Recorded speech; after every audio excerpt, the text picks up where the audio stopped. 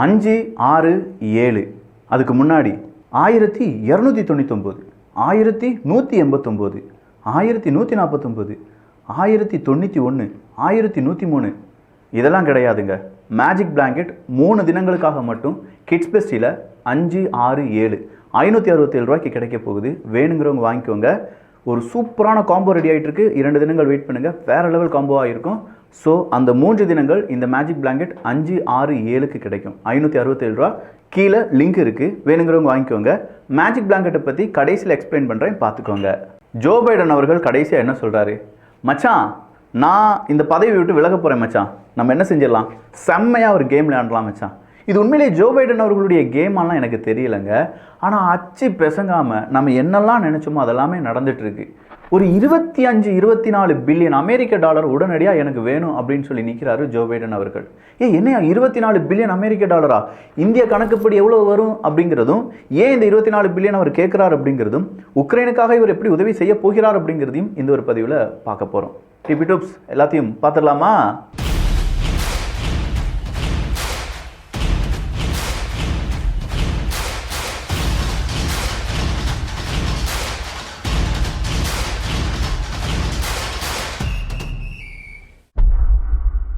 $24 billion அமெரிக்க dollar, கிட்டத்தட்ட ஒரு 2 லட்சம் கோடி ரூபாய்.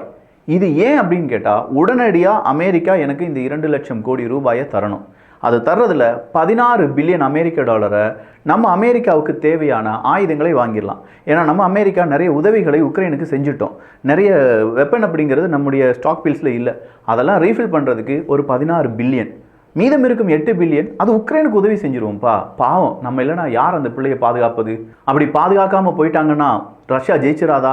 எனவே 8 பில்லியன் உக்ரைனுக்கு, 16 பில்லியன் அமெரிக்காவுக்கு. அமெரிக்காவுக்குன்னா ஏதோ அங்கே இருக்கக்கூடிய மக்களுக்கு, மாணவர்களுக்கு, இளைஞர்களுக்கு, பெண்களுக்கு அப்படின்னு சொல்லி தப்பாக நினச்சிடாதீங்க. அதெல்லாம் ஜனநாயக நாட்டில் நடக்கும். அது முதலாளித்துவ நாடு. அப்போ அந்த 16 பில்லியன் எங்கே போகும்? நேராக ஆயுதங்களை உருவாக்கக்கூடிய நிறுவனங்கள், அதில் இன்டர்மீடியட்டாக இருப்பாங்கள்ல நிறைய புரோக்கர்ஸ், அவங்களுக்கு இப்படின்னு சொல்லி தான் இந்த 16 பில்லியன் அமெரிக்க டாலரை அமெரிக்கா தாரை வார்க்க போகிறது. இதுக்கு உடனடியாக எனக்கு அனுமதி வேண்டும் அப்படின்னு சொல்லி நிற்கிறார் பைடன் அவர்கள். டொனால்டு ட்ரம்ப் அவர்கள் வர்றதுக்கு முன்னாடி ஒரு மனுஷன் என்னெல்லாம் ஆட்டம் ஆடணுமோ அத்தனை ஆட்டத்தையும் இந்த ஜோ பைடன் அவர் ஆடி வருகிறார் அப்படின்னு சொல்கிறாங்க. ஆனால் இதை ஜோ பைடன் அவர்கள் எடுத்திருக்கிறதுக்கான வாய்ப்புகள் இருக்கான்னு கேட்டால், அந்த முடிவெல்லாம் அவர் எடுத்திருக்கிறதுக்கான வாய்ப்புகள் இல்லை. யாரோ ஜோ பைடன் அவர்களை ஆட்டி வைக்கிறார். ஜோ பைடன் அவர்கள் அவருடைய அந்த ஸ்டேட்மெண்ட்டில் ரிலீஸ் பண்ணிகிட்ருக்கார் அப்படின்னு சொல்லலாம். பட் 2 லட்சம் கோடி ரூபாய் உங்களுக்கு கிடைக்குதுன்னு வச்சுக்கோங்களேன், நீங்கள் என்ன செய்வீங்க? 2 லட்சம் கோடி போகட்டும், 2 லட்சம் ரூபாய் இப்போ நமக்கு உடனடியாக கிடச்சா நம்ம என்ன செய்வோம்? ஏதாவது தேவையான அளவுக்கு கொஞ்சம் ஜுவல்ஸ் எல்லாம் வாங்கிட்டு, கொஞ்சம் சேவிங்ஸையும் போட்டுட்டு, இல்லாட்டி ஒரு பிஸ்னஸை ஸ்டார்ட் பண்ணிவிட்டு ரொம்ப சூப்பராக இருப்போம். ஆனால் இந்த உலகத்தில் இந்த 2 லட்சத்துக்கும் 2 லட்சம் கோடிக்கும் பெரிய வித்தியாசம்லாம் கிடையாது. ரஷ்யா உக்ரைன் போரில் எவ்வளவு தொகை செலவழிக்கப்பட்டிருக்கிறது அப்படின்னு பார்த்தா, இதே மாதிரி 10லிருந்து 20 மடங்கு தொகை செலவழிக்கப்பட்டிருக்கலாம் அப்படின்னு சொல்கிறாங்க. அதுவும் உக்ரைனுக்காக மட்டுமே மேற்குலக நாடுகள் அவ்வளவு பணத்தை வாரி வழங்கி வருகிறார்கள் அப்படின்னு சொல்கிற அந்த தகவலை கேட்கும்போது, ரொம்ப எக்ஸ்பென்சிவான யுத்தம் அப்படிங்கிறது இந்த ரஷ்யா உக்ரைன் வார் அப்படிங்கிறது நம்மளால் மறுக்கவே முடியாது. சரிப்பா, இப்போ ரஷ்யா என்ன செய்கிறாங்க? ரஷ்யா கசகஸ்தான் கூட பேச்சுவார்த்தை நடத்திட்டு இருக்காங்க பாஸ். கசகஸ்தான் கூடயா? ஆமாம் பாஸ், பிரிக்ஸ் கூட வாப்பா, நம்ம சேர்த்துக்கலாம்ப்பா, நம்ம சேர்ந்து வேலை செய்வோம்ப்பா அப்படின்னு சொல்லி கசகஸ்தானை அழைச்சிருக்காரு ரஷ்யா. ஸோ கசகஸ்தானை அழைச்சது மட்டும் கிடையாது, அதனுடைய முக்கியமான மீட்டிங் எல்லாத்தையுமே இன்றைக்கி ரஷ்யாவினுடைய அதிபர் புட்டின் அவர்களே 2 நாடுகளையும் உட்கார வச்சு, அடுத்ததான் நம்ம என்ன செய்யணும், உன்னைய கன்வின்ஸ் பண்ணுறதுக்கு மேற்குலக நாடுகள்லாம் வருவாங்க, அதுலேருந்து நீ எப்படி எஸ்கேப் ஆகலாம் அப்படின்னு சொல்கிற கம்ப்ளீட் விவரத்தை கசகஸ்தான் கூட ரஷ்யா பேசிக்கொண்டார்கள் அப்படிங்கிற தகவல் வெளியாகுது.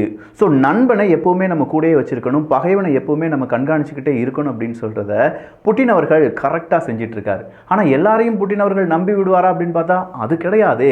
அதனால தான் என்னவோ இப்போ ஐரோப்பிய ஒன்றியம் முழுவதுமாக ஒரு பெரிய கலக்கம் அப்படிங்கிறது ஒன்று இருக்குது.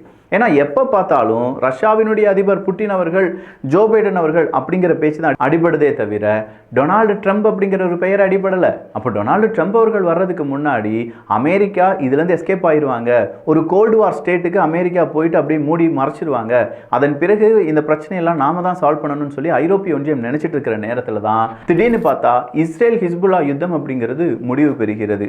இஸ்ரேல் ஹிஸ்புல்லா யுத்தம் முடிவு பெறுவதற்கும் இங்கே ரஷ்யா உக்ரைன் போருக்கும் என்னப்பா சம்பந்தம் அப்படின்னு நீங்கள் கேட்கலாம். சார், அலர்ட் ஆயிட்டாங்க. ஈரானை அடிப்பதற்கு, ஈரானை எதிர்ப்பதற்கு அமெரிக்கா அலர்ட் ஆயிட்டாங்க. அப்படி அலர்ட் ஆகிட்டு இருக்கும்போது கண்டிப்பாக ஈரானுக்கு எதிரான காய் நகர்த்தலையும் சீனாவுக்கு எதிரான காய் நகர்த்தலையும் மிகப்பெரிய அளவில் டொனால்டு ட்ரம்ப் அவர்கள் செய்வாரே தவிர கண்டிப்பாக உக்ரைனுக்கு ஆதரவாக நிலைப்பாட்டை எடுக்க மாட்டார் அப்படிங்கிறது மட்டும் எல்லோருக்கும் தெரிஞ்ச விஷயம்தான். அப்படின்னா ரஷ்யாவை எதிர்க்க மாட்டாரான்னு கேட்டால் எதிர்க்க வாய்ப்புகள் ரொம்ப ரொம்ப கம்மி. அப்போ இந்த நேரம் தான் ஐரோப்பிய ஒன்றியத்துக்கு ஒரு குபீர் என்று பயம் வருகிறது. அந்த பயத்தை இப்போ யார் அறுவடை செய்ய போகிறாங்க அப்படின்னு பார்த்தா ரஷ்யா தான். பெரிய அளவில் அவங்களுடைய ஸ்ட்ரைக்கை நடத்துகிறாங்க. இதுவரையிலும் இல்லாத அளவுக்கு ஃப்ரண்ட்லைன் குரூப்பை எக்ஸ்பேண்ட் பண்ணுறாங்க. இன்றைக்கி கூட நீங்கள் பார்த்தீங்கன்னா ஏகப்பட்ட மிசைல்ஸ் அண்ட் ட்ரோன்ஸ் அப்படிங்கிறது உக்ரைன் பக்கமாக போயிருக்கு. ஸோ உக்ரைன் ஏதோ ஒரு பிளான் போட்டியாமை கிரீமியாவினுடைய பிரிட்ஜு மறுபடியும் கிரீமியாவை ஒக்குப்பை பண்ணலாம் அப்படின்னு சொல்லி அதெல்லாம் நடக்காது ராசா அப்படின்னு சொல்கிற அளவுக்கு இன்றைக்கி புட்டின் அவர்கள் கசக்ஸ்தான் மீட்டிங்லையும் போய் பேசியிருக்காரு. மெத்வேதேவ் அவர்கள் இருக்கார்ல, வேற லெவல் ஒரு ஆட்டத்தை காண்பிச்சிருக்காருப்பா. அதாவது பாயிண்ட் நம்பர் 19 நாங்கள் அமல்படுத்த வேண்டியதாக இருக்கும் அப்படின்னு சொல்லியிருக்கார். வாட் இஸ் பாயிண்ட் நம்பர் 19 அப்படின்னு கேட்டால் ரஷ்யாவினுடைய டாக்டரின், அதாவது நியூக்ளியர் டாக்டரின் புதுசாக ஒன்று கிரியேட் பண்ணாங்கல்ல, அதை நவம்பர் 19 சைன் போட்டார்ல புட்டின் அவர்கள். நவம்பர் 19 பாயிண்ட் 19 இரண்டுக்கும் ஒரு கனெக்ஷன் இருக்குது. எங்களுக்கு எதிராக ஒரு நாடு எங்களை அடிக்கிறதுக்கு ட்ரை பண்ணுறாங்க. அந்த நாடு ஒரு வேளை அணு ஆயுத நாடாக இல்லாமல் இருக்கலாம். ஆனால் அந்த நாட்டுக்கு உதவக்கூடிய நாடுகள் அணு ஆயுத நாடாக இருக்குமாயின் நாங்கள் அணு ஆயுதத்தை எங்களுக்கு எதிராக தாக்குதல் நடத்தக்கூடிய நாட்டுக்கு எதிராக பயன்படுத்தலாம். ஸோ உக்ரைன் அணு ஆயுத நாடு கிடையாது. ஆனால் உக்ரைனுக்கு சப்போர்ட் பண்ண பல நாடுகளும் இப்போ அணு ஆயுத நாடுகள் தான்.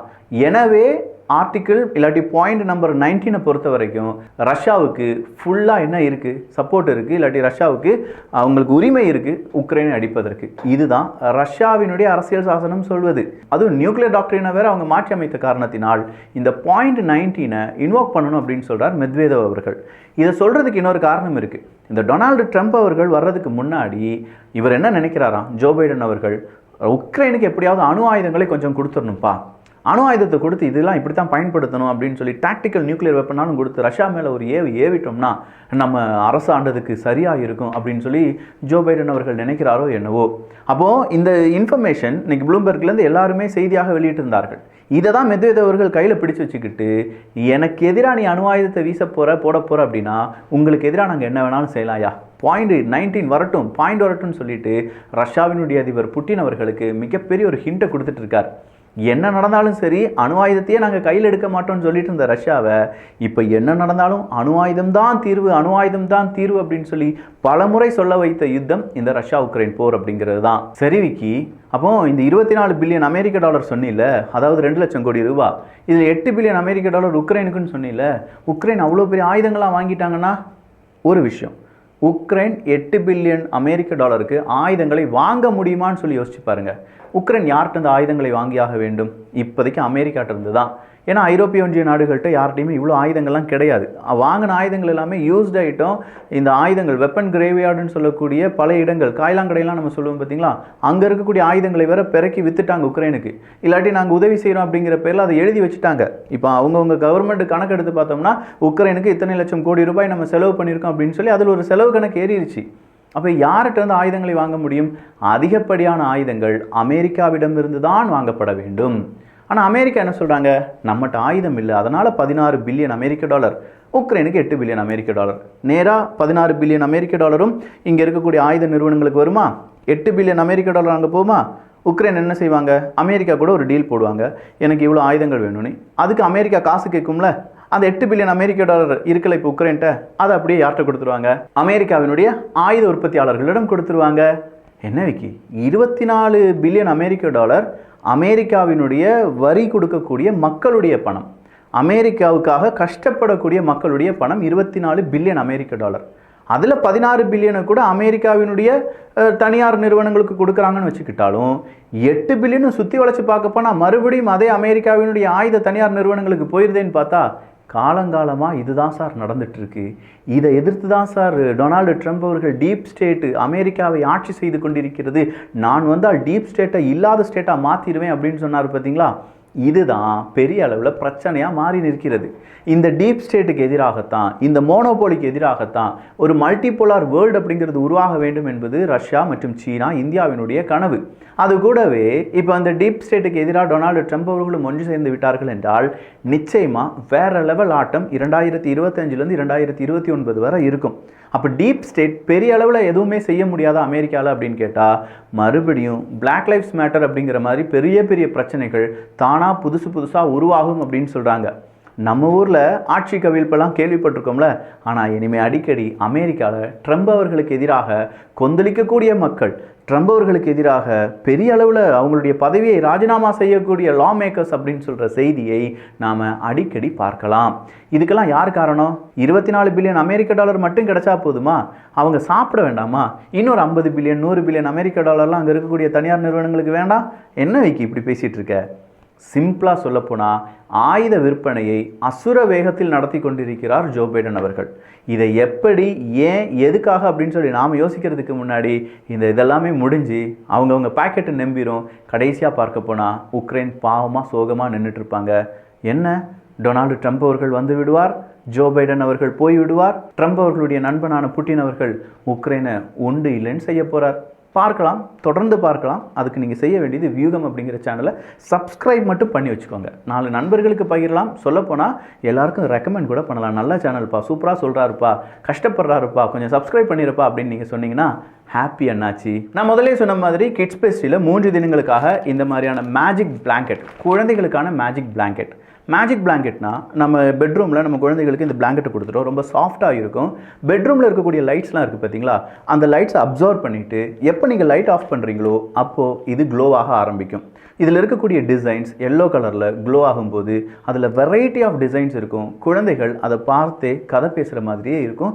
சொல்லப்போனால் அந்த பெட்ரூமே இந்த க்ளோ பிளாங்கெட்டால் கொஞ்சமாக க்ளோ ஆகும். இதுதான் மேஜிக் பிளாங்கெட் அப்படின்னு சொல்லுவாங்க.